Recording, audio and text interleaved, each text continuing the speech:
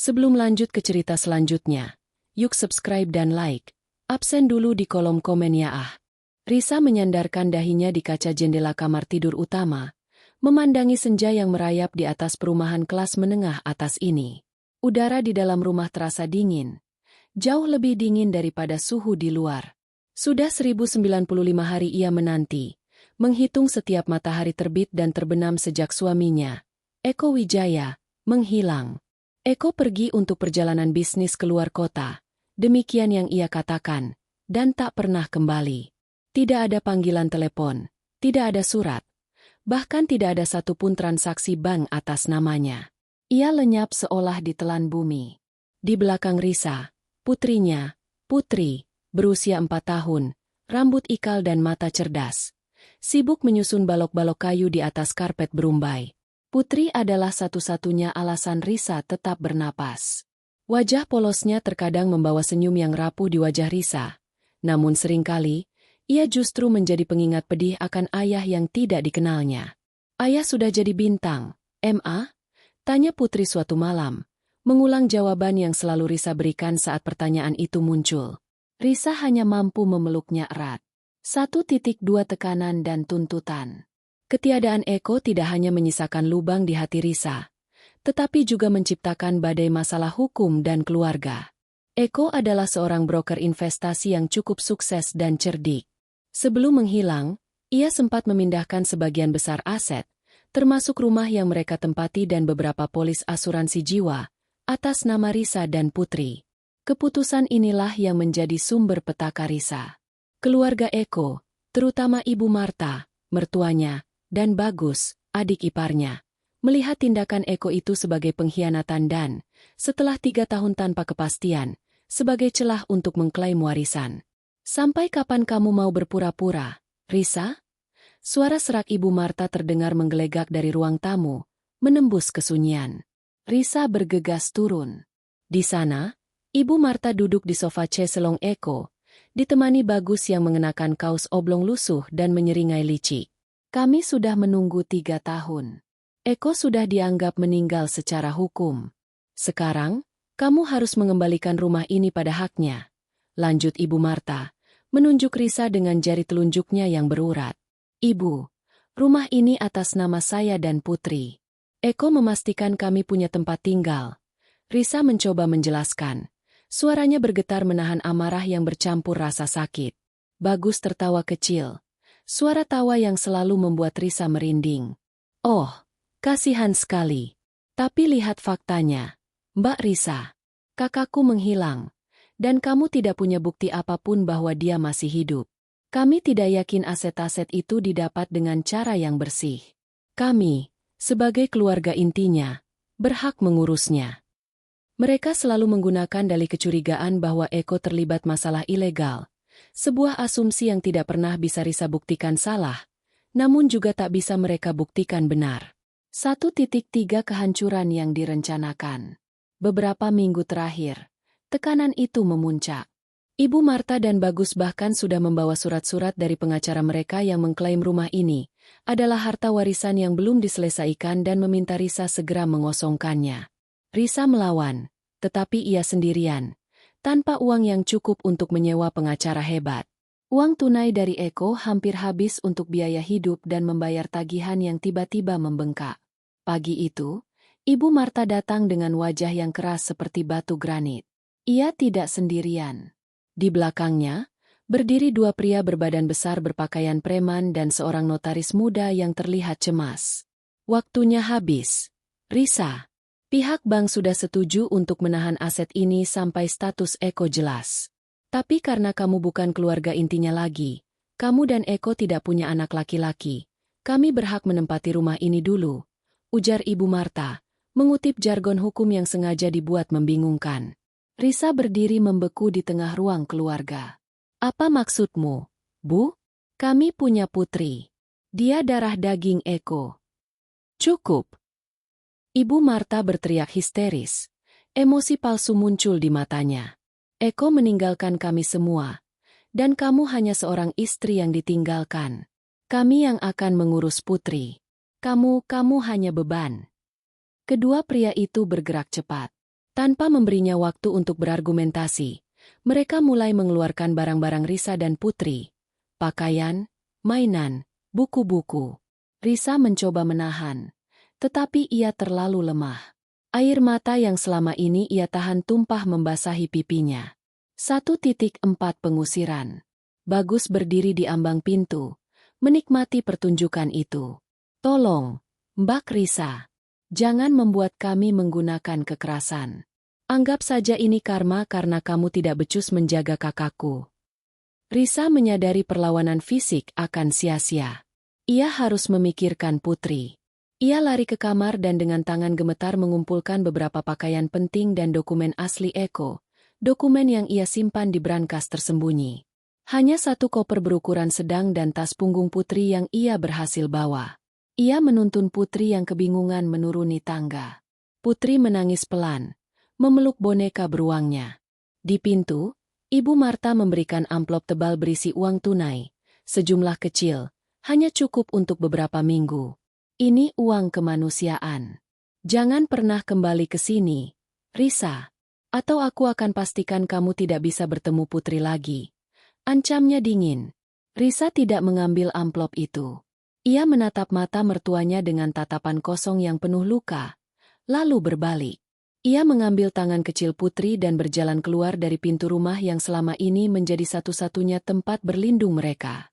Rumah yang kini menjadi penjara bagi kenangan indahnya. 1.5 Sendirian di dunia. Matahari sudah terbit sepenuhnya, menusuk kulit Risa yang terasa beku. Ia berjalan tanpa tujuan sejauh 2 blok, hingga ke jalan raya utama, di mana trotoar berubah menjadi pinggir jalan berdebu. Ia mendudukkan dirinya di bangku halte bus yang usang, meletakkan koper di sisinya. Putri sudah berhenti menangis, tetapi ia tampak lesu dan bingung. Kita mau kemana, Ma? Kita pulang, sayang.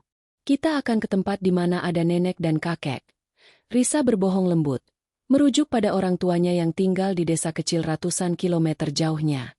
Risa tahu ia tidak bisa memberatkan orang tuanya yang sudah tua, tetapi setidaknya itu memberinya alasan untuk naik bus. Risa mengeluarkan ponselnya. Sisa saldonya hanya cukup untuk tiket bus antar kota dan beberapa kali makan. Rasa putus asa mencekiknya. Bagaimana ia akan bertahan?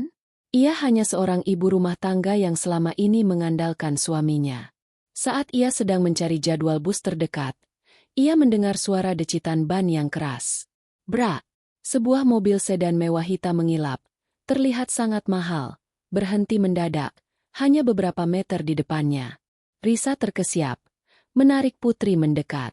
Jendela pengemudi turun perlahan, memperlihatkan wajah yang familiar sekaligus asing.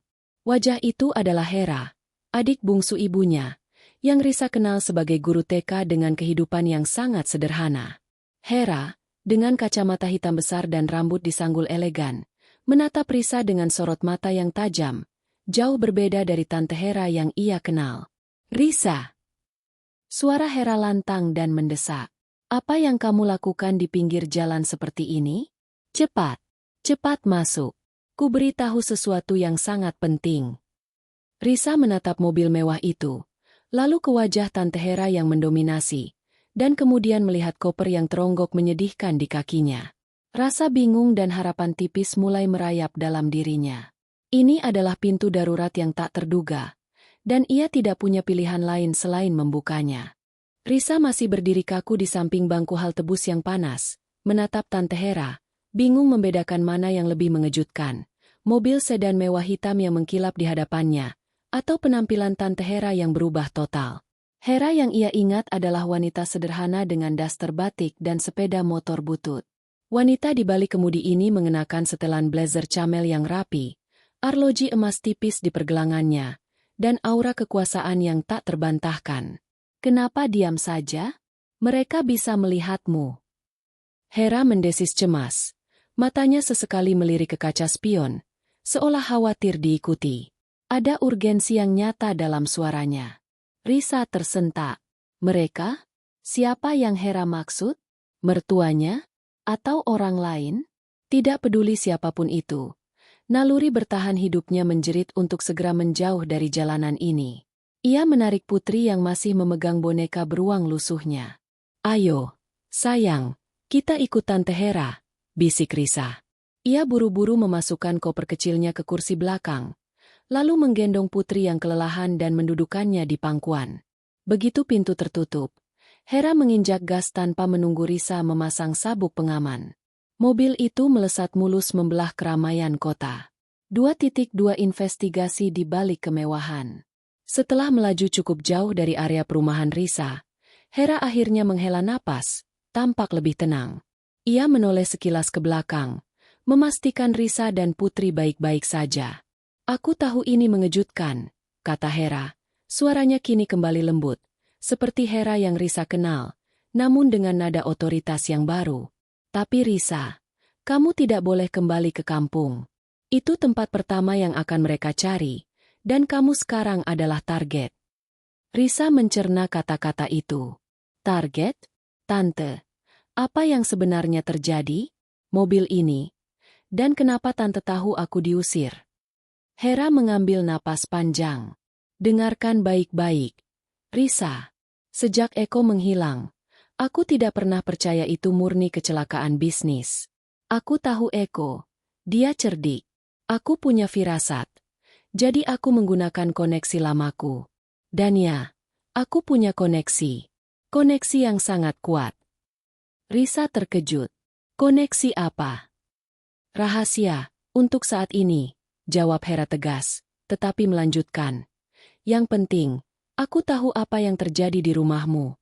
Aku menempatkan seseorang untuk memantau rumah itu. Karena aku tahu cepat atau lambat, mertuamu akan bertindak.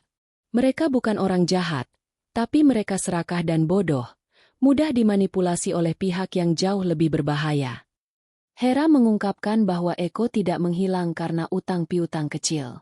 Eko terlibat dalam proyek mega investasi yang melibatkan tokoh-tokoh kuat di ibu kota, yang berpotensi mengungkap skandal korupsi besar. Eko mungkin adalah saksi kunci, atau lebih buruk, pemegang data penting. 2.3 Mengapa menghilang? Selama ini, aku menahan diri untuk tidak mendekatimu. Aku harus membuat mereka percaya bahwa kamu sendirian dan lemah. Jelas Hera, fokus pada jalan tol. Jika mereka tahu aku terlibat, jika mereka tahu kamu punya bala bantuan, nyawamu akan dalam bahaya besar. Eko bersembunyi untuk alasan yang sama. Dia berusaha melindungi kalian, dengan cara yang menurutnya paling aman, yaitu menghilang tanpa jejak. Air mata Risa kembali menetes. Jadi, suaminya tidak meninggalkannya karena keegoisan, melainkan karena ancaman? Rasa sakit karena ditinggalkan kini bercampur dengan pemahaman dan ketakutan baru. Tapi, kenapa Tante tidak pernah bilang apa-apa? Selama ini Tante terlihat. Risa ragu. Hera tersenyum pahit. Miskin.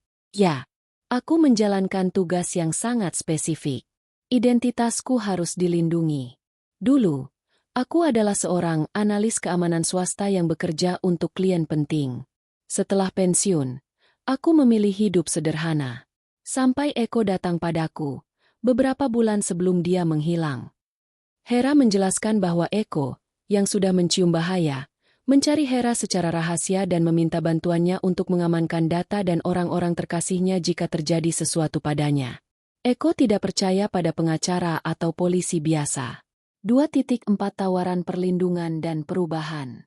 Hera membelokkan mobil menuju kompleks perumahan super eksklusif, jauh dari hiruk-pikuk kota. Keamanan di gerbang sangat ketat. Risa merasa seolah memasuki dimensi lain. Sekarang, dengarkan tawaranku, kata Hera saat mobil memasuki halaman sebuah rumah modern minimalis yang dijaga ketat. Aku punya 2 pilihan untukmu. 1. Aku kirim kamu dan Putri ke tempat terpencil. Aman, tapi kamu akan hidup dalam ketakutan dan anonimitas selamanya. Atau 2. Kamu tinggal bersamaku. Aku akan melatihmu. Aku akan memberimu semua yang kamu butuhkan untuk mencari kebenaran, melawan mereka, dan mendapatkan kembali hidupmu. Hera mematikan mesin mobil dan menatap Risa dengan sorot mata menantang. Pilihan kedua berisiko tinggi. Kamu akan masuk ke sarang serigala. Tapi kamu akan punya kekuatan. Risa melihat Putri yang tertidur pulas di pangkuannya. Ia mengingat wajah dingin Ibu Marta dan Bagus, dan betapa tak berdayanya ia diusir dari rumahnya sendiri. Ia sudah lelah bersembunyi. "Saya pilih pilihan kedua, Tante," jawab Risa, tanpa ragu. Suaranya terdengar lebih mantap dari yang ia kira. "Saya tidak mau lari lagi. Saya mau keadilan. Untuk Putri, dan untuk Eko." 2.5 langkah pertama di kehidupan baru. Hera tersenyum kecil, senyum yang menunjukkan persetujuan. "Bagus. Selamat datang di kehidupan barumu, Risa." Mereka memasuki rumah. Interiornya dipenuhi teknologi canggih dan desain elegan yang memancarkan kekayaan yang tersembunyi dan terorganisir. Hera memperkenalkan Risa kepada dua asistennya yang profesional. "Mulai sekarang, kamu harus melupakan Risa yang lemah dan tidak berdaya. Kamu akan menjadi wanita yang cerdas, waspada, dan berani. Kamu harus bertransformasi total," kata Hera, menuntun Risa ke sebuah kamar tamu mewah yang disiapkan untuknya. Malam itu, setelah Putri tertidur di tempat tidur yang empuk, Risa duduk di depan cermin. Ia melihat pantulan dirinya, seorang wanita yang lelah, mata sembab, dan pakaian lusuh. "Tantangan pertama," ujar Hera yang berdiri di ambang pintu, membawa tumpukan majalah mode dan buku-buku tebal tentang investasi dan psikologi bisnis. "Kita mulai besok pagi. Kamu harus bisa berjalan di tengah-tengah musuhmu tanpa mereka sadar kamu adalah ancaman terbesar mereka. Aku akan mengajarimu cara kerja dunia Eko." Risa mengangguk, mengambil napas dalam-dalam. Tekanan, pengkhianatan, dan rasa sakit telah membakarnya hingga menjadi abu. Sekarang, dari abu itu, ia harus bangkit. Ia mengambil buku pertama yang diberikan Hera, Memahami Arsitektur Keuangan Korupsi. Ia bukan lagi Risa, istri yang ditinggalkan. Ia adalah alat yang disiapkan oleh Tante Hera untuk misi yang berbahaya dan penuh rahasia. Kamar tidur mewah tempat Risa dan Putri menginap terasa seperti penjara berlapis emas. Pukul 5 pagi, saat Putri masih terlelap, Tante Hera sudah membangunkan Risa. Di ruang latihan yang modern, dilengkapi matras dan peralatan kebugaran canggih, Hera tampak menakutkan dalam pakaian olahraga serba hitam. "Disiplin adalah fondasi dari kekuatan, Risa," kata Hera tanpa basa-basi, menyerahkan sebotol air dan handuk. "Jika kamu ingin mengalahkan mereka yang bergerak dalam bayangan, kamu harus lebih cepat, lebih kuat, dan yang terpenting, lebih waspada daripada mereka." Pelatihan Risa dimulai dengan latihan fisik intensif, yang membuat otot-ototnya menjerit. Risa, yang bertahun-tahun hanya mengurus rumah tangga, merasa tubuhnya remuk. Namun, setiap kali ia ingin menyerah, bayangan wajah Putri dan senyum licik Bagus muncul, memberinya kekuatan baru. Setelah sesi fisik, dilanjutkan dengan sesi mental. Hera membekali Risa dengan buku-buku tebal, bukan tentang memasak atau mode, tetapi tentang akuntansi forensik, hukum korporat, dan psikologi negosiasi. Eko bergerak di dunia di mana uang adalah bahasa dan informasi adalah senjata. Jelas Hera, menunjuk diagram alur bisnis yang rumit. "Kamu harus bisa bicara bahasa mereka. Kamu harus tahu bagaimana membaca laporan keuangan, bukan untuk menghitung laba, tapi untuk menemukan di mana kebohongan disembunyikan." 3.2 Pengakuan Tante Hera. Di malam hari, setelah Putri tidur dan mereka duduk di ruang kerja Hera yang dipenuhi peta dan berkas, Hera akhirnya siap menceritakan seluruh rahasianya. "Aku bukan hanya guru TK, Risa. Itu adalah penyamaran terbaik." Hera memulai, tatapannya menerawang. "Aku dulu bekerja untuk sebuah agensi internasional, menangani kasus white collar crime. Aku tahu cara kerjanya, mulai dari pencucian uang hingga penghilangan saksi. Mobil, rumah, dan uang ini, semuanya adalah hasil kerjaku, dikelola melalui perusahaan fiktif yang aman." Risa menyadari bahwa Tante Hera yang ia kenal selama ini hanyalah persona yang dibangun dengan hati-hati. "Lalu, apa hubungan Tante dengan Eko?" tanya Risa hati-hati. Hera menarik napas berat. "Eko adalah keponakan suamiku yang sudah meninggal." "Suamiku, dia dibunuh." "Risa, Dibunuh karena ia menemukan kejanggalan di perusahaan tempatnya bekerja. Itu terjadi 10 tahun lalu, dan pelakunya lolos. Aku bersumpah akan mencari keadilan. Ternyata, Eko diam-diam menyelidiki kasus yang sama. Eko menemukan pola yang sama, tanda tangan yang sama, dalam skandal yang ia tangani saat ini. Eko percaya, orang yang membunuh suamiku adalah orang yang sama yang sekarang mengincar nyawanya. Eko tidak memberitahuku detailnya. Dia hanya memberiku data mentah yang harus diamankan dan meminta bantuanku melindungi kalian jika dia gagal. Dia bilang, jika dia menghilang, artinya dia sedang bersembunyi untuk mengatur langkah selanjutnya. Tutur Hera. 3.3 Kotak pandu Eko. Hera berdiri dan mengambil sebuah kotak baja kecil dari balik lukisan. Ini adalah inti dari masalah ini. Eko menyerahkan ini padaku. Dia menyebutnya kotak pandu. Di dalamnya terdapat beberapa benda. Sebuah flash drive terenkripsi, sebuah kartu nama lama dari seseorang bernama Dharma, dan sebuah buku saku lusuh yang penuh dengan notasi dan rumus matematika yang tidak dimengerti Risa. Eko tahu semua orang akan mencari flash drive ini, jadi dia membuatnya hampir tidak mungkin diakses. Data ini adalah bukti kejahatan yang sangat besar, melibatkan jaringan korupsi antara pejabat tinggi dan perusahaan swasta. Nama Dharma ini adalah pengacara yang ia percaya di saat-saat terakhir. Dia mungkin kunci untuk memecahkan enkripsi ini. Jelas Hera, menyerahkan buku saku itu pada Risa. Hera menjelaskan, flash drive itu berisi data yang, jika dirilis, akan menghancurkan karir, bahkan nyawa, banyak orang kuat.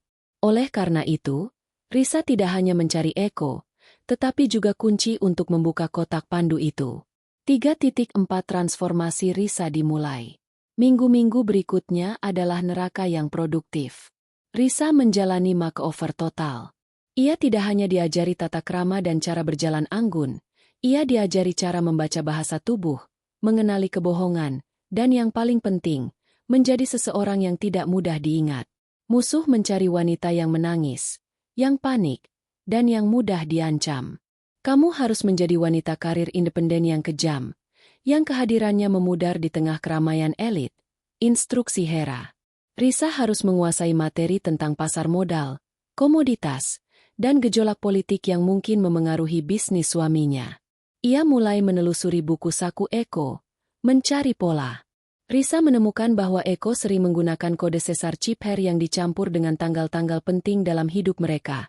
Ulang tahun putri, tanggal pernikahan, DSB.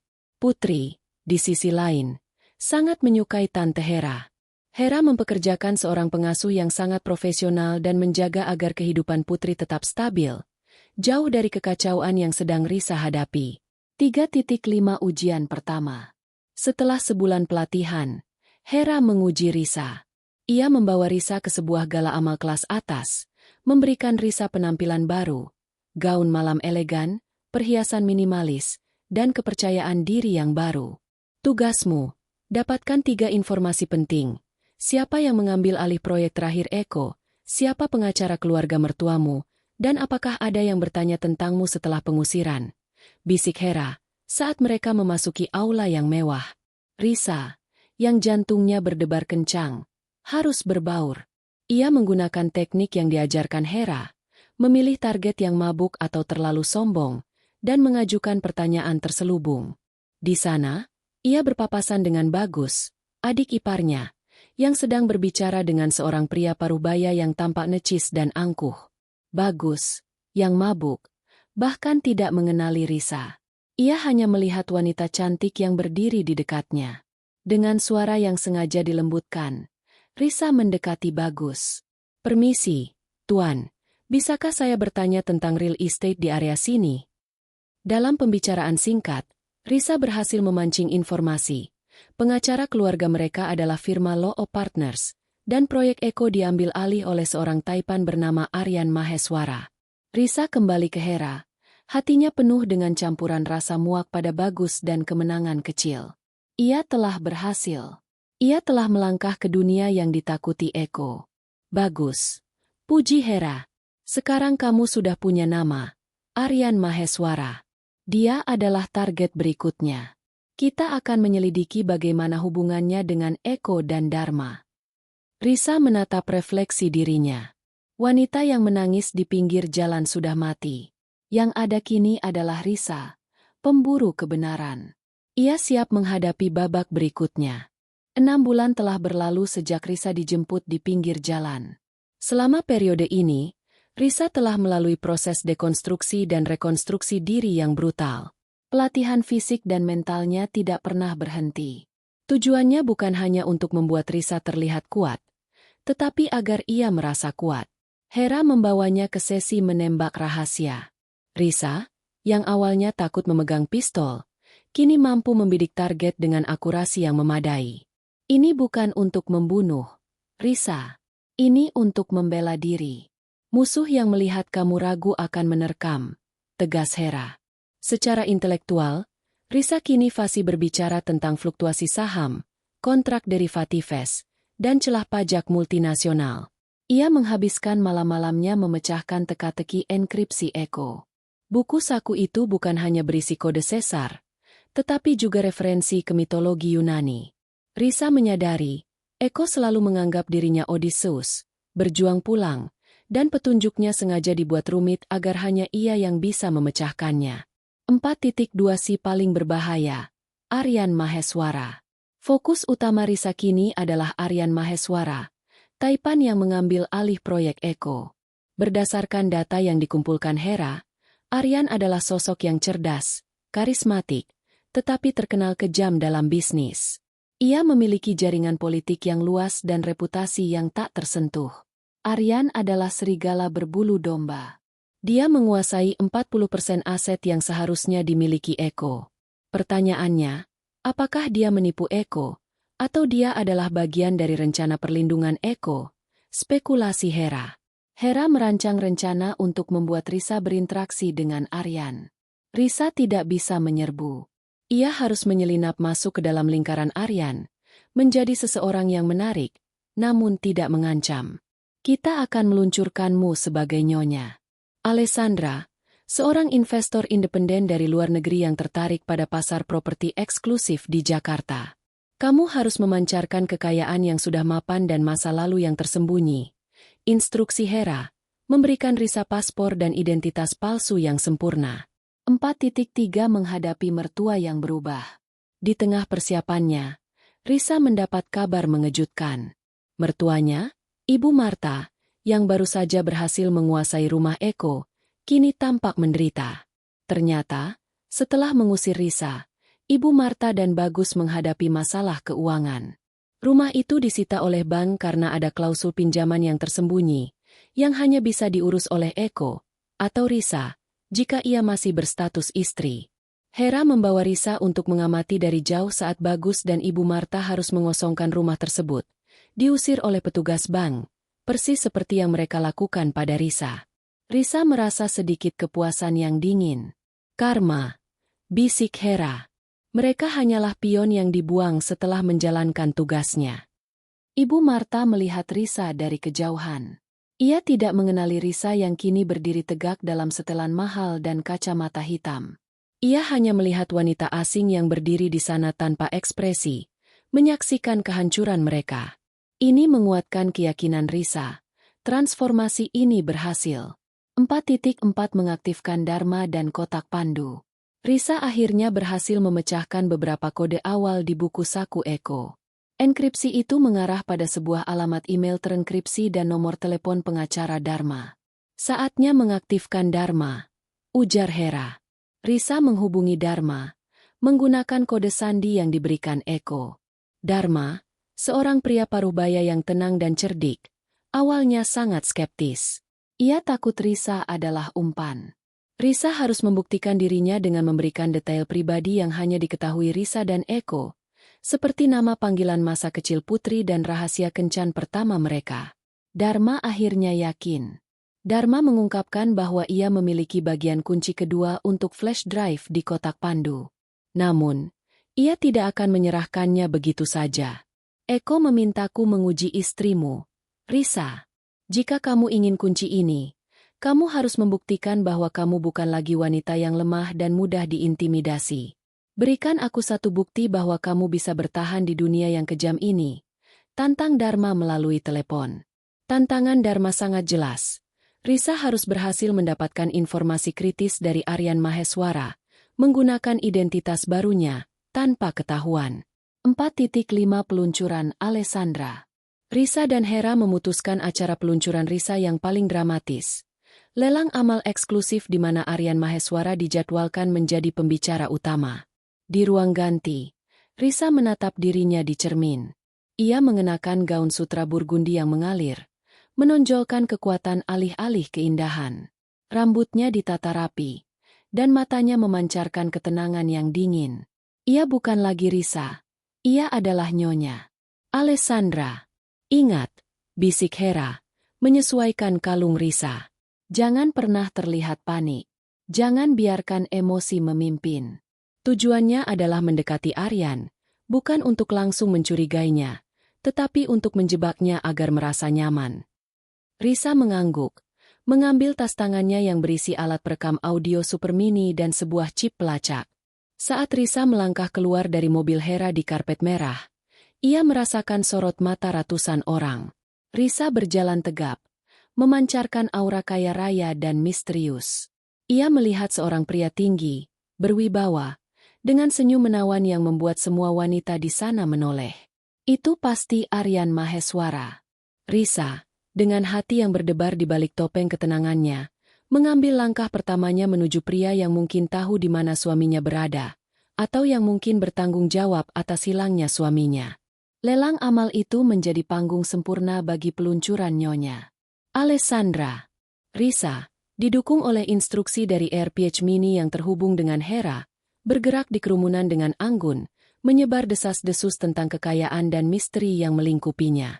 Momen tak terhindarkan itu terjadi saat Risa berdiri di dekat meja prasmanan. Aryan Maheswara, yang baru saja selesai memberikan pidato yang memukau, mendekatinya dengan senyum yang hangat dan mata tajam yang menghitung. Saya harus mengakui, Nyonya, sapa Aryan dengan suara bariton yang lembut. Di tengah keramaian ini, Anda memancarkan aura yang berbeda. Saya Aryan Maheswara. Risa mengulurkan tangannya. Tatapannya tenang. Alessandra, senang bertemu Anda, Tuan Maheswara. Saya baru-baru ini kembali ke Jakarta, mencari peluang investasi di pasar properti eksklusif. Saya dengar nama Anda adalah jaminan mutu di bidang ini. Percakapan mengalir lancar, didominasi oleh topik bisnis. Aryan tampak terpikat, tidak hanya oleh kecantikan Risa, tetapi juga oleh pengetahuannya yang mendalam tentang kondisi pasar yang ia dapat dari pelatihan Hera. Risa berhati-hati untuk tidak terlalu agresif, hanya memancing sedikit informasi tentang proyek-proyek yang mirip dengan proyek Eko yang tiba-tiba ditinggalkan. Aryan hanya mengatakan bahwa ia mengambil alih kekacauan dari seorang rekan yang meninggalkan segalanya. Ia tidak menyebut Eko secara spesifik, tetapi nada suaranya sedikit mencurigakan. 5.2 Kembalinya sosok masa lalu. Saat Risa sedang berbincang santai dengan Aryan, matanya menangkap sosok yang membuatnya menahan napas, Ibu Marta dan Bagus. Mereka ada di acara itu, meskipun status sosial mereka telah runtuh. Mereka tampak lusuh, diundang mungkin sebagai formalitas atau pengemis dana. Ibu Marta mengenali Risa, atau lebih tepatnya, ia merasa familiar. Ia menatap Risa dengan kening berkerut, mencoba mengingat dari mana ia mengenal wanita cantik dan elegan ini. Bagus, sebaliknya, mendekat dengan wajah mabuk dan mata keruh. Mbak cantik sekali, Bagus bergumam, mencoba meraih lengan Risa. Risa berbalik dengan cepat, wajahnya dingin dan tegas, persis seperti yang dilatih Hera. Maaf, Tuan, saya tidak tahu Anda. Jangan sentuh saya. Aryan segera berdiri di antara mereka. Bagus, tahan dirimu. Nyonya Alessandra adalah tamuku. Bagus, yang ketakutan oleh nada suara Aryan, segera mundur. Risa melihat ekspresi terluka dan kebingungan di wajah Ibu Marta. Keluarga mertuanya yang dulu mengusirnya kini berada di bawah kaki pria yang dicurigai Risa sebagai dalang penghilangan suaminya. Meskipun Risa berhasil menolak Bagus, Interaksi itu memberinya sebuah informasi penting. Bagus menyebutkan bahwa Aryan sesekali masih memberi makan mereka. Ini mengindikasikan bahwa Aryan punya alasan untuk menjaga keluarga Eko tetap di bawah kendalinya. 5.3 Tantangan Dharma. Bukti infiltrasi. Keesokan harinya, Risa bertemu Dharma di sebuah kafe tersembunyi. Risa menceritakan pertemuannya dengan Aryan dan dinamika hubungannya dengan Bagus dan Ibu Marta. Aryan menjaga mereka tetap dekat. Kenapa? Mungkin karena mereka punya kunci penting yang belum diserahkan. Atau, mereka adalah umpan untuk menangkap Eko. Jika Eko berani muncul, analisis Risa. Dharma mengangguk. Terkesan. Itu analisa yang bagus, Risa. Tapi belum cukup. Eko meninggalkan petunjuk bahwa dia punya aset penting. Semacam safe house yang dia siapkan jauh-jauh hari, yang berisi data cadangan. Buktikan kamu bisa menemukan aset itu, Risa. Itu adalah kunci kedua yang kamu butuhkan. Risa kembali ke Hera, frustrasi. Bagaimana saya bisa menemukan safe house itu? Eko tidak meninggalkan alamat. Hera menunjuk ke buku saku Eko. Eko sangat terobsesi dengan arsitektur klasik. Dia pernah berkata, rumah yang paling aman adalah rumah yang tidak terlihat, tetapi lokasinya selalu ditandai dengan simbol. Coba fokus pada pola angka yang belum kita pecahkan. Risa mulai bekerja. Ia menelaah rumus matematika yang ada di buku saku. Ternyata, itu adalah perhitungan koordinat geospasial yang dienkripsi ulang. Eko tidak menggunakan peta. Ia menggunakan matematika murni. 5.4 Penemuan aset tersembunyi. Risa menghabiskan 2 hari penuh. Tidur hanya beberapa jam, dibantu oleh Hera dan tim itnya. Akhirnya, ia berhasil memecahkan kodenya. Kode itu mengarah ke koordinat GPS yang terletak di luar kota, di kawasan perbukitan yang jarang tersentuh, di mana Eko dulunya sering pergi untuk menenangkan pikiran. Koordinat itu menunjuk ke sebuah villa terpencil yang diapit oleh jurang dan hutan lebat. Tempat yang sempurna untuk bersembunyi atau tempat persembunyian yang aman. Risa segera menghubungi Dharma. Saya sudah menemukan koordinatnya. Sebuah villa di perbukitan, dekat Danau Biru. Saya yakin itu safe house Eko. Dharma tampak lega. Bagus. Risa, kamu sudah membuktikan dirimu. Besok, aku akan bertemu denganmu dan menyerahkan keping kunci kedua. Tapi ingat, saat kamu mendapatkan kunci itu, bahaya akan semakin besar. Kita harus segera mencari Eko sebelum Aryan menemukan villa itu duluan. 5.5 Perasaan yang berbahaya. Risa telah mendapatkan apa yang diinginkannya, tetapi ia merasa tidak nyaman. Aryan, sejak pertemuan pertama, terus mengiriminya pesan sopan yang berbau bisnis. Ia mengundang Risa untuk dinner eksklusif, membahas potensi kolaborasi. Di satu sisi, Risa harus menjaga kedok Alessandra. Di sisi lain, ia merasa jijik harus berpura-pura tertarik pada pria yang mungkin telah menghancurkan hidupnya. Kamu harus terima undangannya, desak Hera. Kita perlu masuk lebih dalam. Kita perlu tahu apa yang Aryan rencanakan, dan kita perlu melihat reaksinya jika kamu menyebutkan nama Eko atau Dharma secara tidak sengaja. Risa memandang dirinya di cermin. Wajahnya kini terlihat lebih tua dan penuh teka-teki. Ia telah menjadi pemburu yang dingin. Ia telah memenuhi tantangan Dharma. Tapi untuk mendapatkan suaminya kembali, ia harus melangkah ke dalam bahaya yang jauh lebih besar. Pertemuan dengan Dharma diadakan secara rahasia di sebuah tea house yang tenang di jantung kota. Dharma datang sendiri, tampak gugup.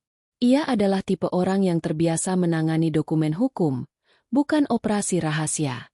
Dharma menyerahkan sebuah liontin perak berbentuk kunci kecil yang di dalamnya berisi microchip. Ini adalah kunci kedua. Bersama kunci yang Tante Hera miliki, kalian bisa mengakses kotak pandu Eko. Risa, kamu telah menjadi wanita yang berbeda. Eko akan bangga. Dharma kemudian memberikan peringatan serius. Eko menghubungiku sekitar 6 bulan yang lalu. Dia sangat khawatir. Dia menyebutkan bahwa ada seseorang di lingkaran terdalamnya yang berkhianat. Dia percaya orang itu mungkin telah bekerja sama dengan Aryan sejak awal. Saat Risa dan Dharma berbincang, dua pria berpenampilan rapi di meja sudut terlihat terlalu fokus pada Risa. Naluri Risa yang telah diasah Hera segera membunyikan alarm. "Kita harus pergi sekarang," bisik Risa pada Dharma. Mereka keluar melalui pintu belakang yang terhubung ke gang sempit, menghindari dua pria itu. Saat Hera tiba untuk menjemput Risa, Risa menyadari betapa tipisnya batas antara aman dan bahaya. Mereka berhasil lolos. 6.2 Kepentingan tersembunyi Hera. Malam itu, setelah mengamankan liontin kunci itu di brankas Hera, Risa meminta penjelasan lebih detail tentang masa lalu Hera dan Eko. Risa curiga ada sesuatu yang lebih dari sekadar dendam dan perlindungan. "Aku tahu kamu curiga, Risa. Dan kamu benar. Aku Hera." Wajahnya tampak lelah. "Aku sudah mengatakan suamiku dibunuh oleh jaringan yang sama. Tapi ada hal lain." Hera mengungkapkan bahwa Eko dan suaminya, sebelum menikah, adalah sahabat karib dan mitra bisnis pertama. Suami Hera, Surya, adalah sosok yang sangat dihormati Eko. Surya mewarisi sebuah aset penting berupa Trademar, perusahaan raksasa yang belakangan menjadi sasaran Aryan. Sebelum Surya dibunuh, ia sempat memindahkan kepemilikan Trademar itu atas nama Eko. Ketika Eko menghilang, Trademar itu hilang. "Itu adalah warisan suamiku, dan aku curiga Eko mengambilnya sebagai alat tawar-menawar. Aku harus mendapatkannya kembali untuk membersihkan nama Surya, sekaligus menghancurkan Aryan." Jelas Hera, matanya memancarkan tekad yang dingin. Pengakuan ini menjelaskan motif ganda Hera, melindungi keponakannya, Eko dan Risa, dan membalaskan dendam suaminya, sekaligus mendapatkan kembali warisan yang sah. Ini membuat Risa sadar bahwa mereka adalah mitra, bukan hanya murid dan guru. 6.3 Serbuan di tengah malam. Beberapa hari setelah mendapatkan kunci kedua, bahaya itu akhirnya menyentuh Hera secara langsung. Tengah malam, saat Risa dan Putri tidur pulas, alarm keamanan Hera berbunyi nyaring. Hera segera berlari ke kamar Risa, membawa pistol di tangannya. "Ambil Putri, sembunyi di ruang panik. Jangan keluar, apapun yang terjadi." Risa, tanpa panik, menggendong Putri yang menangis dan masuk ke ruang panik yang tersembunyi di balik lemari buku. Ruangan itu kedap suara dan sangat aman. Dari dalam ruangan itu, Risa mendengar suara perkelahian yang brutal, suara hantaman, jeritan yang tertahan, dan bunyi tembakan yang diredam. Risa memeluk Putri erat-erat, air mata mengalir, tetapi ia menahan diri untuk tidak mengeluarkan suara. Ia berdoa agar Hera selamat. Ia mendengar teriakan Hera yang penuh amarah. Setelah keheningan yang mencekam selama hampir 10 menit, Risa mendengar ketukan kode di pintu ruang panik. Itu adalah kode yang hanya diketahui Hera dan Risa. Risa membuka pintu. Hera berdiri di sana, berlumuran darah, bukan darahnya, melainkan darah musuh. Wajahnya pucat, tetapi matanya tetap waspada. Dua penyusup telah berhasil dilumpuhkan oleh sistem keamanan dan oleh Hera sendiri. 6.4 Jejak peninggalan. Sabotase mobil. Pagi harinya, setelah pihak keamanan swasta Hera membersihkan kekacauan, mereka menemukan bukti mencurigakan. Para penyusup itu tidak mencuri apapun. Mereka menanam alat sadap di ruang kerja Hera dan yang paling parah, mereka menyabotase mobil mewah yang sering digunakan Hera dan Risa. Kepala tim keamanan Hera, yang biasa dipanggil Bravo, menunjukkan kerusakannya. Mereka memasang semacam bug di sistem rem. Mereka ingin ini terlihat seperti kecelakaan. Mereka tahu pergerakan kita, Nyonya Hera, dan mereka tahu Anda bepergian dengan Nyonya Risa. Risa menatap Hera. "Aryan? Atau salah satu anak buahnya?" "Aku tidak yakin," jawab Hera dingin. "Tapi ini bukan serangan amatir. Ini pekerjaan profesional. Dan ini menegaskan, kita sudah mengusik sarang lebah." Risa menyadari, keberaniannya untuk menghubungi Dharma dan mencari Villa Eko telah menarik perhatian musuh. Mereka telah membuat kesalahan, meremehkan seorang istri yang dikira lemah. 6.5 Menggunakan umpan. Setelah serangan itu, Hera memutuskan mereka harus bertindak cepat. Mereka harus mengelabui musuh agar mengira mereka sedang menuju tempat yang salah. Kita akan pura-pura menuju London untuk keamanan. Tapi sebelum itu, kita akan menggunakan Villa Eko sebagai umpan, rencana Hera. Risa mendapatkan ide brilian. Ia harus menggunakan kedekatannya yang disengaja dengan Aryan. Ia segera menghubungi Aryan dengan identitas Alessandra, meminta pertemuan mendadak, pura-pura panik. Tuan Maheswara, kata Risa dengan suara yang dibuat cemas. Saya mendapat kabar dari seorang sumber bahwa ada aset properti yang diincar oleh pesaing Anda di daerah perbukitan. Saya khawatir ini akan mengganggu potensi investasi kita. Bisakah kita bertemu sekarang? Risa memberikan petunjuk samar tentang lokasi Villa Eko. Tujuannya, memancing Aryan untuk bertindak. Jika Aryan segera bergerak ke lokasi villa itu membuktikan ia tahu tentang villa itu dan dia adalah dalang di balik serangan malam ini. Risa menatap liontin kunci di tangannya, kemudian ke wajah putri yang masih trauma dengan suara gaduh tadi malam. Ia tidak punya waktu lagi untuk bermain. Ancaman itu nyata, dan kini ia harus bersiap menghadapi pertarungan yang sesungguhnya.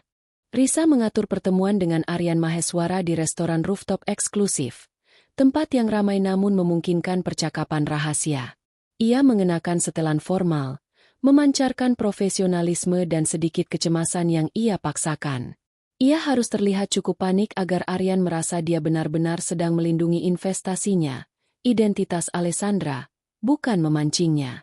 Aryan tiba tepat waktu, terlihat sempurna dalam balutan jas mahal, namun ada ketegasan di matanya yang mengindikasikan ia telah mengambil keputusan bisnis penting sebelum datang. Alessandra, Anda terdengar cemas di telepon. Properti mana yang Anda maksud? Tanya Aryan, langsung ke inti masalah, tanpa basa-basi yang biasa. Risa menjelaskan, ini adalah lahan di perbukitan, Tuan Maheswara. Sangat terpencil, namun sumber saya mengindikasikan bahwa itu adalah aset, tidur, milik seorang rekan lama Anda, seseorang yang menghilang. Ia menahan napas saat mengucapkan kata, menghilang. Aryan tidak bereaksi sama sekali. Wajahnya tetap datar, hanya mengaduk tehnya. Beberapa orang memang suka menyimpan aset rahasia. Dunia investasi penuh dengan kejutan. Mengapa Anda begitu tertarik dengan aset yang tersembunyi? Tanya Aryan, mengembalikan pertanyaan tajam itu pada Risa. 7.2 Ketegangan dan umpan. Risa tahu ini adalah saatnya ia harus melempar umpan besar.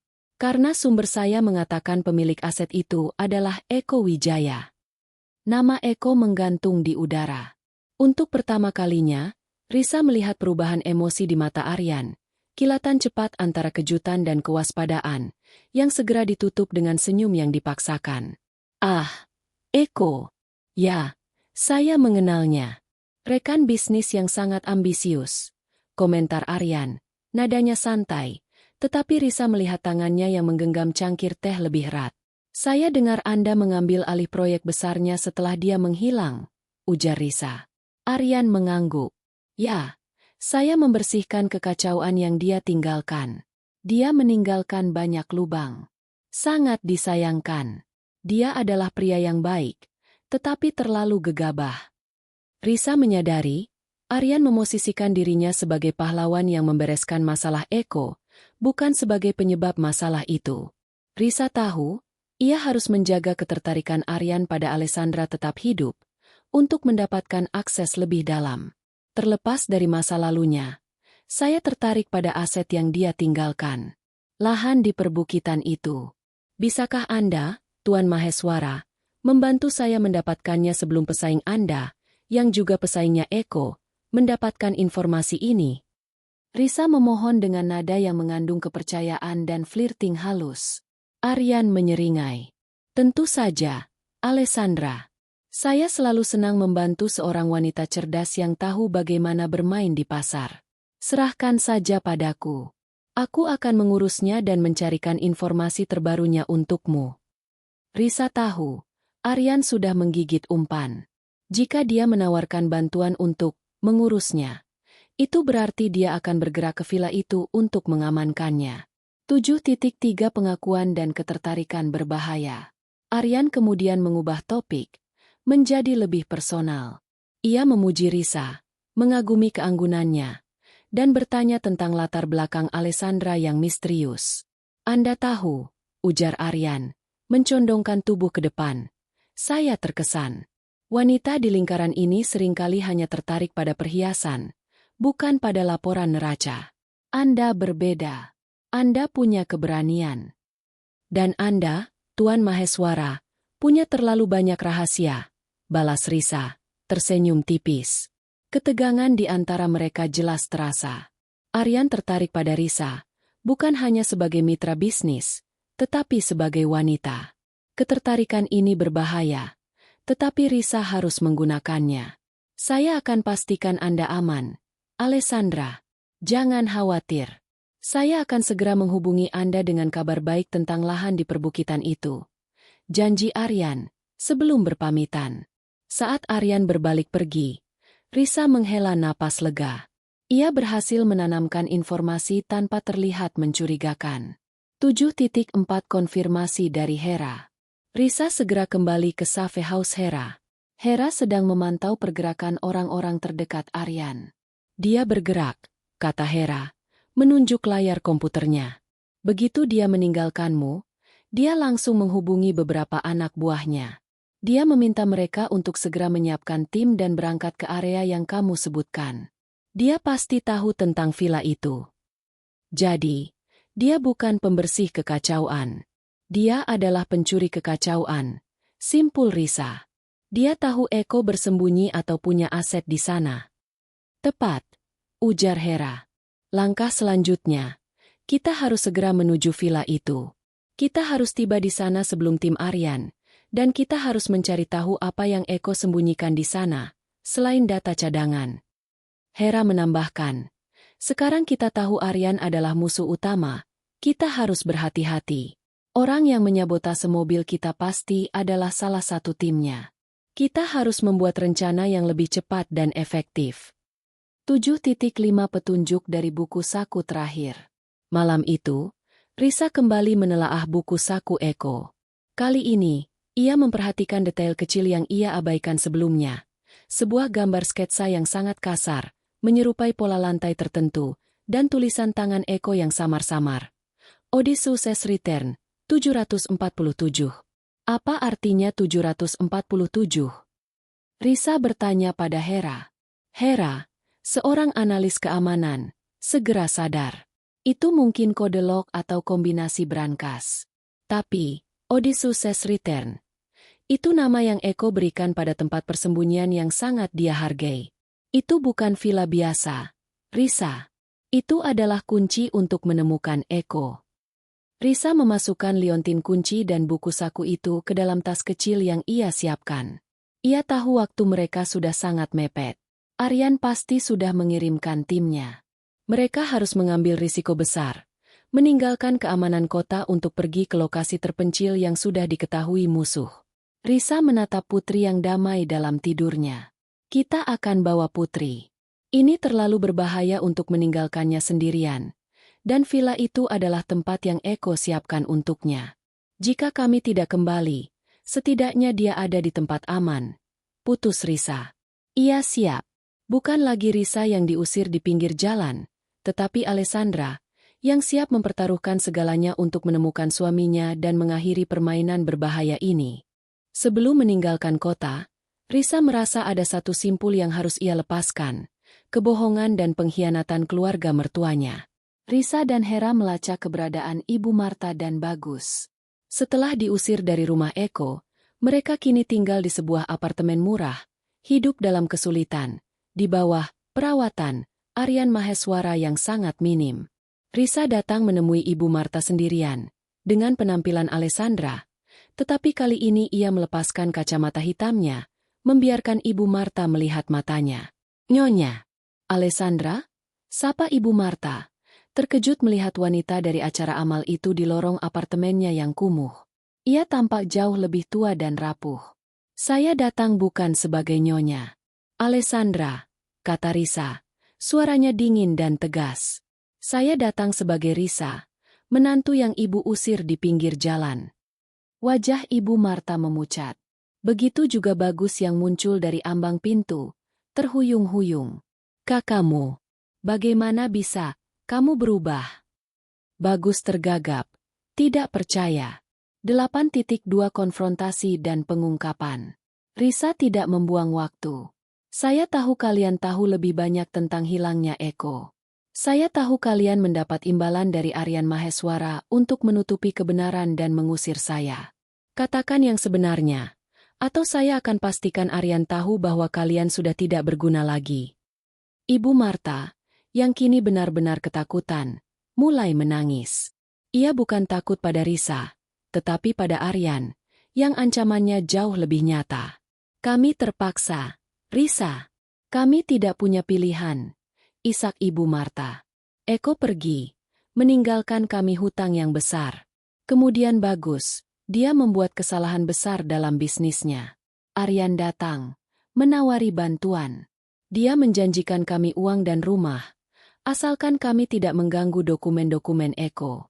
Kami hanya disuruh mengusirmu, agar semua aset dianggap milik Eko yang hilang, dan jatuh ke tangan kami, untuk kemudian diambil alih Aryan. Pengakuan itu menyakitkan, tetapi sudah Risa duga. Keluarga mertuanya hanyalah korban keserakahan yang dimanipulasi Aryan. 8.3 Pengkhianatan ipar. Namun, Risa tahu masih ada satu kepingan yang hilang. Apa yang Eko tinggalkan, yang membuat Aryan tertarik pada kalian? Ibu Marta menggeleng, tetapi Bagus yang tampak mabuk tiba-tiba berteriak. Cukup, Bu. Aku tidak mau hidup seperti ini lagi. Aku akan katakan semuanya. Bagus, yang dihantui rasa bersalah dan ketakutan, akhirnya pecah. Ia mengungkapkan bahwa dialah yang menjadi informan awal bagi Aryan. Aku yang mengatakannya pada Aryan tentang villa itu. Aku yang memberitahu dia bahwa Eko punya brankas rahasia. Eko terlalu naif. Dia pikir aku bisa dipercaya. Bagus berteriak, menunjuk dirinya sendiri. Bagus mengakui bahwa sebelum Eko menghilang, Eko sempat mempercayakan kepadanya lokasi Safe House di perbukitan sebagai cadangan.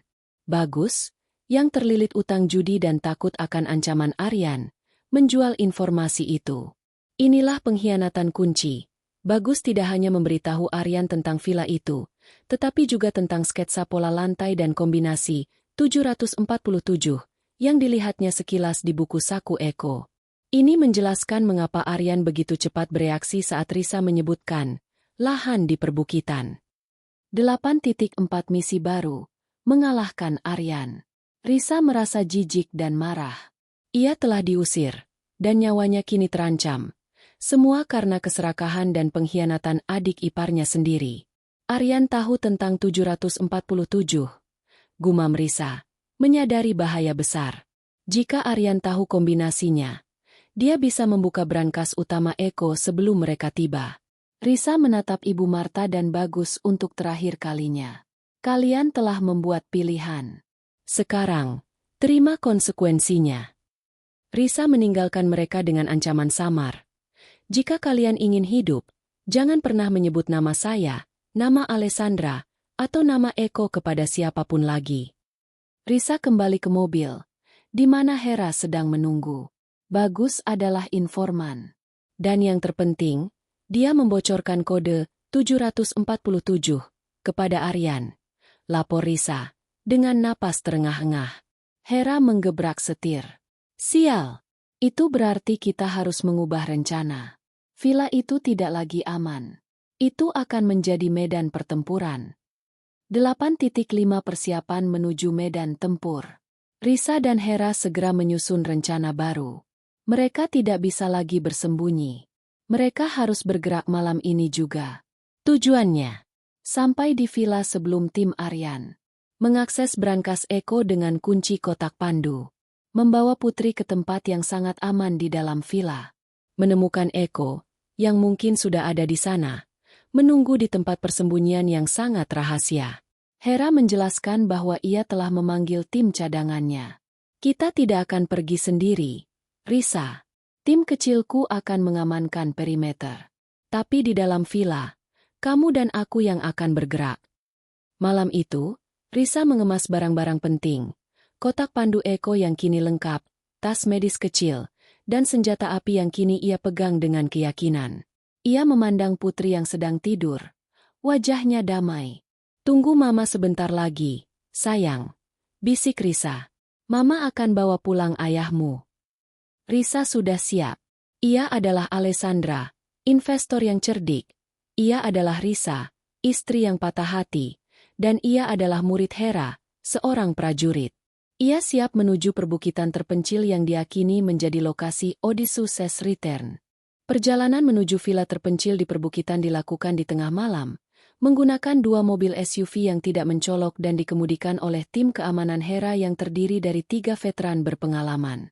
Risa duduk di mobil depan bersama Hera, sementara putri tidur nyenyak di kursi belakang, dibius ringan agar tetap tenang selama perjalanan yang panjang dan berliku.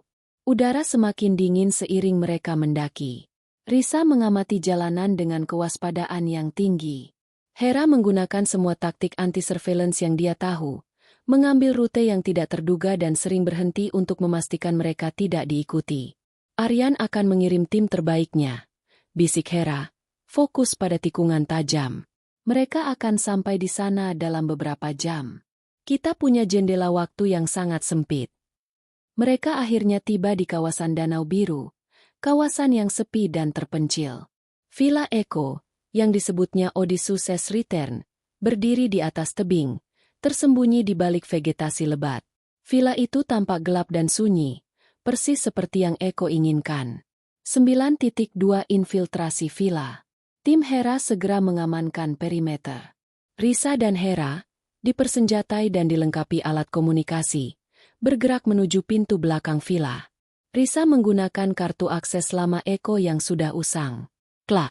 Kunci itu terbuka. Di dalam, villa itu berdebu dan kosong, tetapi Risa merasakan kehadiran. Aroma kopi yang sangat samar.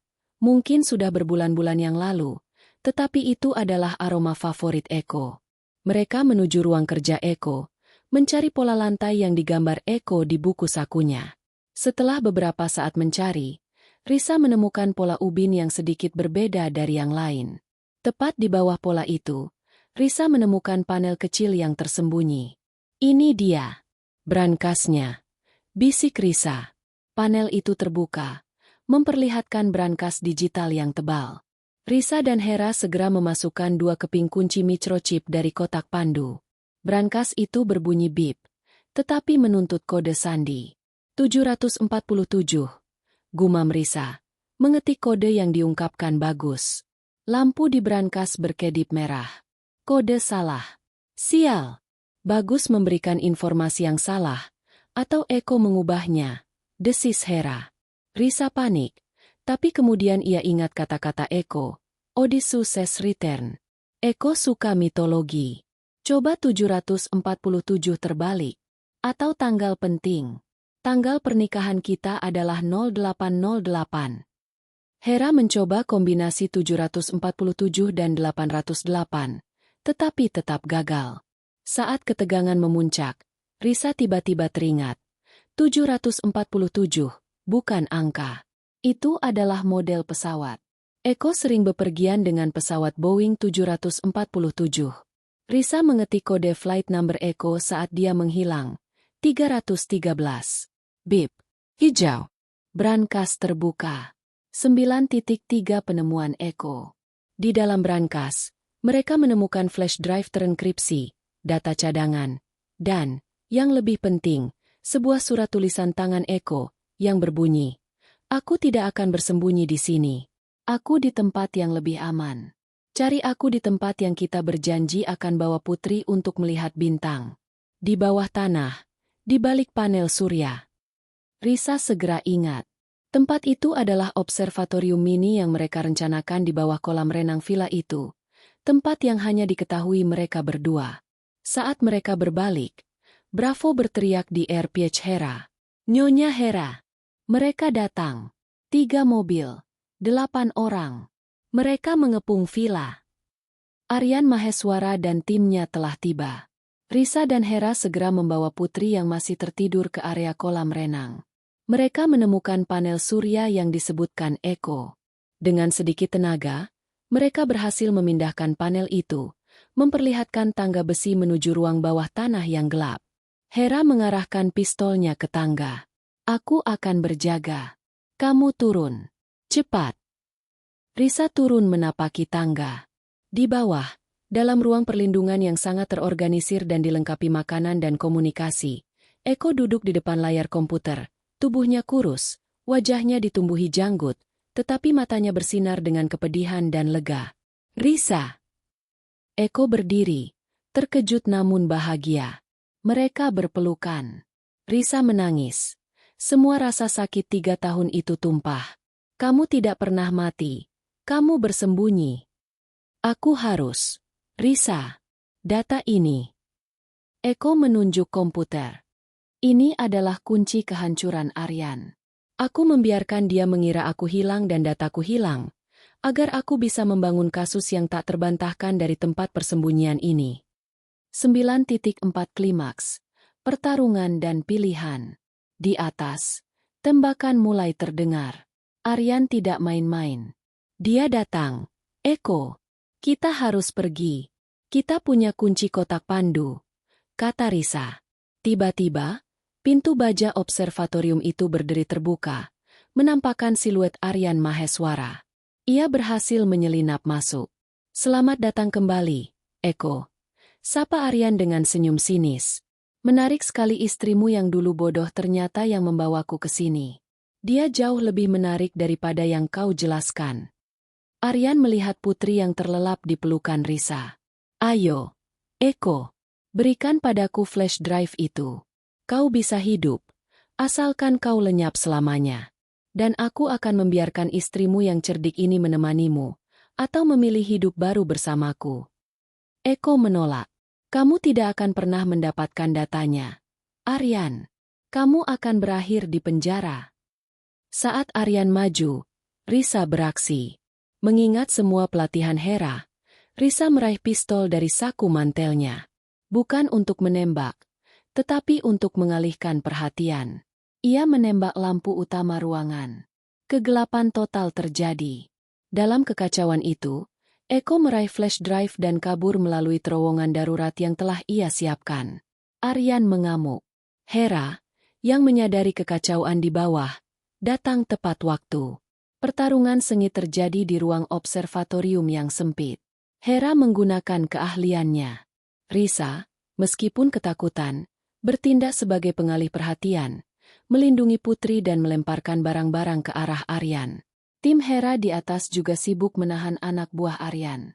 Hera berhasil melumpuhkan Aryan, tetapi bukan tanpa cedera. Aryan jatuh. Pistolnya terlepas. Risa mengambil pistol itu. Selesai, Aryan, kata Risa.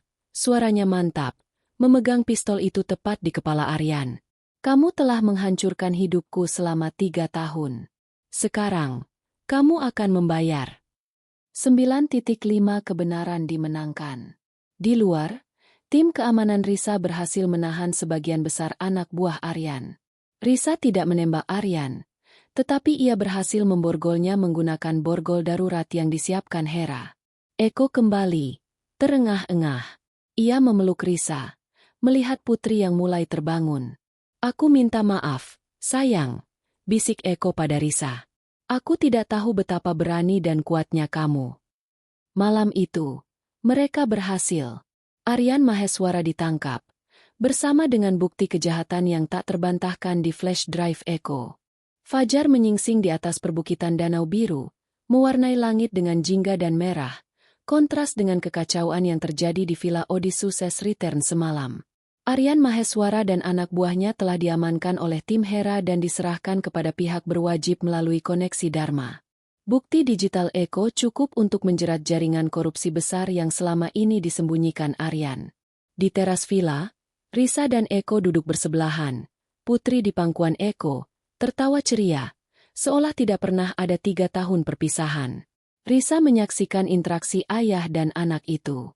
Eko tampak lelah, tetapi matanya kini penuh harapan, bukan lagi ketakutan.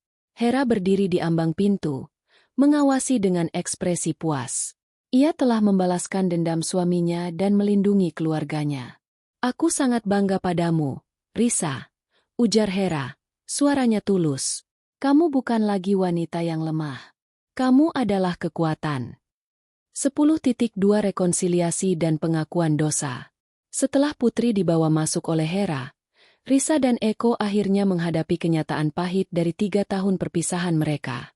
Maafkan aku, Risa, ucap Eko. Suaranya serak karena emosi. Keputusanku menghilang adalah keputusan pengecut. Aku pikir, dengan lenyap, aku bisa melindungi kalian dari kejauhan, tapi aku malah membuatmu harus berjuang sendirian. Risa menghela napas. Rasa sakit karena ditinggalkan masih membekas. Tetapi kemarahan telah digantikan oleh pemahaman dan kekuatan. Aku tidak akan memaafkanmu karena sudah membuatku menderita dan diusir, Eko. Tapi aku mengerti alasannya. Aku tahu kamu berjuang.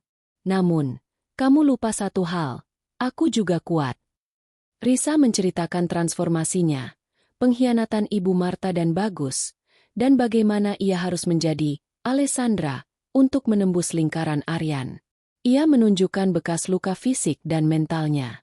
Aku bukan lagi Risa yang dulu kamu tinggalkan. Aku belajar untuk bertarung. Mulai sekarang, tidak ada lagi rahasia. Kita membangun kembali, bukan dari awal, tetapi dari titik ini. Kamu harus percaya padaku, Eko, seperti aku harus percaya padamu, tegas Risa. Eko memegang tangan Risa. Aku berjanji, tidak ada lagi rahasia. Kita akan menjadi tim sejati, Risa. Aku membutuhkanmu, bukan hanya sebagai istri, tetapi sebagai mitra yang cerdas dan berani. 10.3 Nasib keluarga dan aset. Setelah penangkapan Aryan, aset-aset Eko yang disita akhirnya dikembalikan. Rumah lama mereka disita oleh bank karena ada klausul pinjaman yang rumit. Tetapi Eko dan Risa setuju untuk tidak kembali ke sana. Tempat itu terlalu penuh dengan kenangan buruk dan pengkhianatan. Adapun Ibu Marta dan Bagus, Risa memutuskan untuk tidak menuntut mereka secara hukum. Mereka sudah dihukum oleh keserakahan dan ketakutan mereka sendiri. Risa hanya meminta Dharma memastikan mereka mendapatkan jatah minimal yang sah dari warisan Eko, cukup untuk hidup sederhana, dengan syarat mereka tidak pernah mengganggu hidupnya lagi. Ini adalah tindakan belas kasihan, bukan kelemahan. Mereka adalah keluarga, bagaimanapun juga, Risa menjelaskan pada Hera. Tapi mereka bukan lagi bagian dari hidup kami. Sementara itu, Tante Hera, dengan perannya yang krusial, mendapatkan pengakuan publik atas penangkapan Aryan, tetapi ia tetap memilih untuk kembali ke kehidupan yang tenang. Ia tidak kembali menjadi guru TK, melainkan menjadi penasihat keamanan swasta dengan klien sangat eksklusif. Ia berjanji akan selalu ada untuk Risa dan Putri. 10.4 Awal yang baru. Eko dan Risa memutuskan untuk membangun rumah baru di lingkungan yang lebih aman dan tenang. Eko tidak kembali ke dunia investasi yang gelap. Ia menggunakan pengalamannya untuk menulis buku dan bekerja sebagai konsultan keamanan finansial. Di hari mereka pindah ke rumah baru, Risa membuka kotak pandu Eko sekali lagi. Bukan untuk mencari bukti, tetapi untuk melihat flash drive yang kini berisi dokumen lengkap yang membersihkan nama Eko. Di dalamnya, Risa menemukan satu file terakhir yang sengaja Eko sembunyikan. File itu berisi rencana bisnis rinci yang ia buat untuk Risa, sebuah perusahaan konsultan keamanan informasi yang dibangun di atas keahlian Risa sebagai Alessandra dan koneksi Hera. Eko menyerahkan file itu pada Risa. Ini adalah awal dari perusahaanmu. Sayang. Kamu sudah membuktikan kamu lebih baik dariku dalam hal ini. Aku akan jadi partner teknisnya. Risa tersenyum. Ia telah kehilangan 3 tahun, tetapi ia mendapatkan kembali suaminya, menemukan kekuatan sejatinya, dan menemukan jalan karir yang tak pernah ia impikan. 10.5 Penutup. Tim yang sempurna. Di sore hari yang damai, Risa berdiri di halaman rumah baru mereka, mengawasi Putri dan Eko yang sedang bermain di taman. Eko adalah suami yang kembali, tetapi kini ia tahu Risa adalah wanita yang harus ia hormati. Risa kini memiliki identitasnya sendiri, sebuah bisnis baru, dan yang terpenting, keluarga yang utuh, yang dibangun di atas kejujuran dan kekuatan bersama. Ia mengeluarkan ponselnya. Ada pesan dari Hera. Jangan lupakan pelatihanmu, Alessandra. Dunia luar selalu mengawasi. Sampai jumpa di dewan direksi berikutnya. Risa tersenyum, membalas pesan itu dengan singkat. Risa, siap, Tante. Kita adalah tim yang sempurna. Ia telah diusir, tetapi ia kembali. Ia telah ditinggalkan, tetapi ia bangkit. Kisah ini berakhir, bukan dengan penantian, tetapi dengan dimulainya kehidupan yang penuh petualangan, di mana Risa adalah pahlawan yang sebenarnya.